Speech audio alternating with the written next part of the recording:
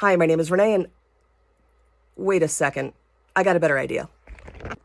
All right, that's a little bit better. So hi, my name is Renee. I'm an appliance repair tech. I have been a content creator for the last 3 years or so, and I have been neglecting YouTube, but I guess I have a little bit more time at the moment, so I wanted to start to make a couple of YouTube videos. Very first thing I want to talk about today is the video that I posted recently talking about my mental health, because I made that a longer video. I knew that it wasn't going to work on the short form platforms, so I knew that YouTube was going to be the place to do that. That being said, I just wanted to talk a little bit more about mental health and about my particular situation. I do actually have ADHD. I am not a mental health expert by any means. Everything that I'm talking about is just me with my own experiences and my own mental health and what I have learned.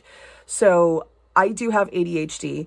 One of the issues that I experience really heavily with that is taking on way too much at once and not being able to handle it all, because with my ADHD, even though I am medicated for it and I know a lot of coping mechanisms, it's just really, really often that in my head, it seems really, really simple, everything that I have to do, but I have terrible time blindness and terrible time management skills that I'm trying to get better at. It's just I've had a lot of things change in my life in the last few years, so I'm still kind of trying to figure out how to balance everything properly.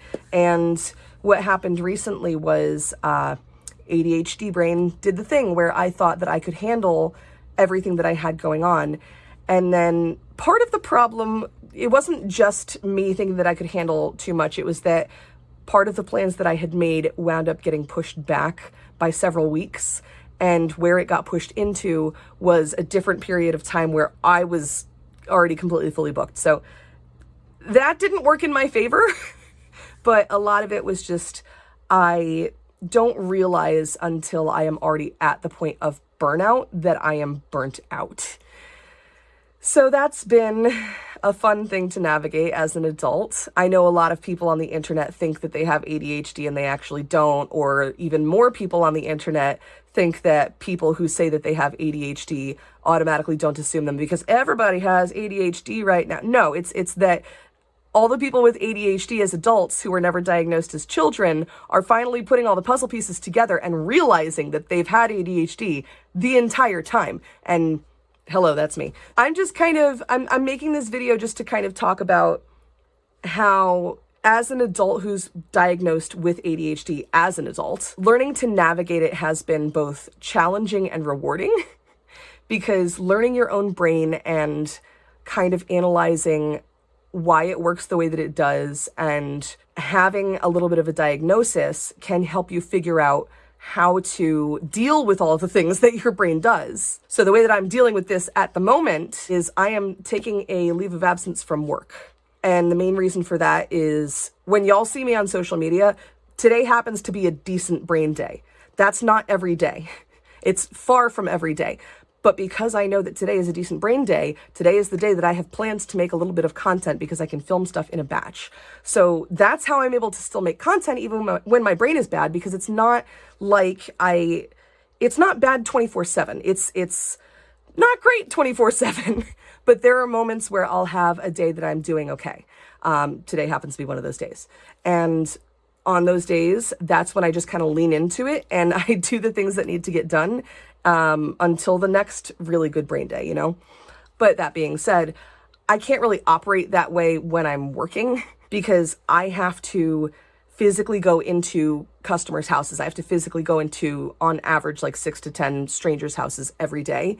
And these are strangers who most of them are already in a bad mood when I show up, or if they're not in a bad mood because their appliance is broken, they're in a really great mood to see me, which like on the surface isn't, too bad, until you realize that that puts a lot of pressure on me if I have to then say, oh, I'm so sorry, I can't fix it today, I have to order a part.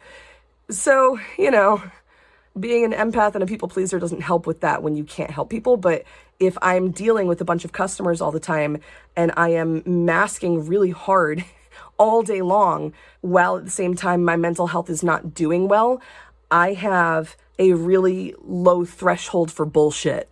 So when people want to argue with me, or if they are upset because they don't like the answer that I gave them, even if my answer was correct, it just wasn't what they wanted to hear, When my brain is like this, me trying to interact with customers is exceptionally difficult. It is so much harder for me to keep the mask on and not get emotional. And at that point, like, I'm not doing a service to them. I'm not helping them. I'm not helping myself. My mental health is only getting worse. So I finally made the decision that I needed to take a leave of absence. So I am going to be on leave for hopefully about a month, just so that I can kind of like reset my nervous system, because at the moment I have quite literally like pushed myself to burnout.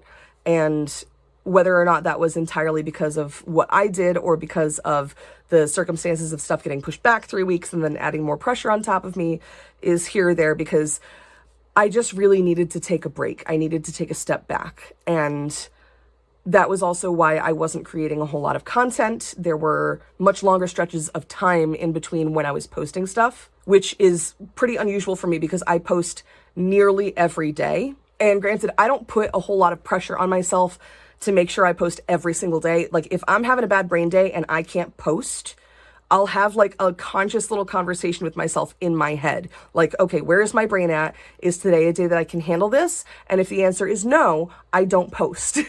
So it's not that I am trying to push myself past my limits with content creation. I'm definitely not. I'm only recording and creating content when I am capable of doing that. However, one thing that a couple of people had noticed is that recently I have not had my hair and my makeup done in a lot of my videos, whereas previously I would do my hair and my makeup all sorts of different ways, very colorful, very vibrant, very fun, and I do still enjoy doing that. But when my mental health is not good and I don't have a whole lot of spoons to spare, the ones that I use to do the hair and the makeup are the first ones that go out the window. I can still sit here and make a video, but today, for example, I only really had the mental energy to be able to do like the cute hairstyle. I didn't have the mental energy to do the makeup, so I didn't. I still have the mental energy to be able to make a video in general, but to do all of the extra bits was just too much for my brain to handle. So I'm trying to listen to my brain and listen to my body a little bit better and practice that, because I can talk about this all day about how this is what I should be doing and how this is how to best help with my mental health. But unless I'm actually actively doing it, it's not doing me any good. So yeah, there might be more videos of me with no makeup as opposed to with makeup, or you might see me not post as often when my mental health is not doing as good. And like, I know that I don't owe anybody an explanation. That's not why I'm making this video. I am mostly making this video because I know that for me, talking about this kind of stuff is not only helpful for me, for my own mental health, but I've had plenty of people tell me that hearing me talk about these things and them being able to relate to those experiences can help them be more introspective as well. Because the name of the game is learning your own brain and learning what works for you. And I also feel like a lot of people don't understand that this is what ADHD and anxiety and depression can look like. So I might look completely fine on the outside, but earlier today I cried in a TikTok live. But, you know, like keep in mind, a lot of it is you're seeing me on my good days. And I want people to remember that, is that when you're seeing creators, a lot of times you're seeing them only on their good days. So while it might seem like the pressures of life and content creation don't really bother them, that's because you're seeing what they want to show you. Even right now, you're seeing what I want to show you. And I just want to make sure that people don't forget that, because parasocial relationships are weird, y'all. The assumptions that people make about me sometimes are absolutely wild. And I think for far too long, people on the internet have only wanted to show the best sides of themselves when it comes to creators.